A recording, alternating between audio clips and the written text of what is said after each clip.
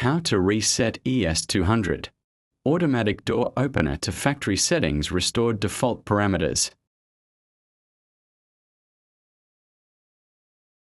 Welcome back to Auto Door Surgeon channel. In today's video, I will show you how to reset the ES200 Automatic Sliding Door Opener back to its original factory settings. This method is very useful during troubleshooting, maintenance, parameter errors, or when the door system is not working properly after programming changes. So let's start step by step.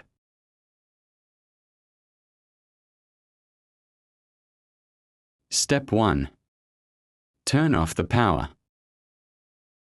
First of all, switch OFF the main power supply of the ES200 Automatic Door Opener. For safety, always make sure there is no electrical power before touching the control board. Step 2. Set program switch to OFF position. Now check the program selector or key switch. Set the program switch to the OFF position. This is important before starting the reset process.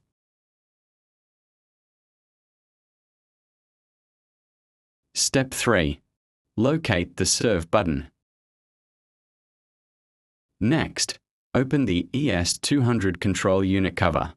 On the control board, find the button labeled Serve.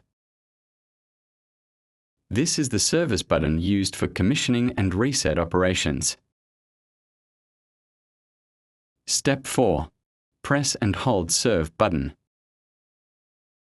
Now press and hold the Serve button continuously.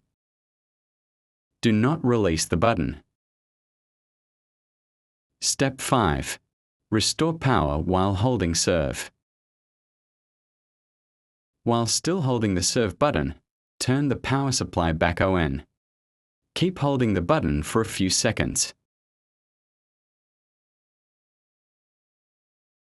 You will notice the commissioning process starts automatically. This means the ES200 system is restoring its original factory settings. Step 6. Release the Serve button. Once the commissioning process begins, release the Serve button. The system will continue initialization automatically.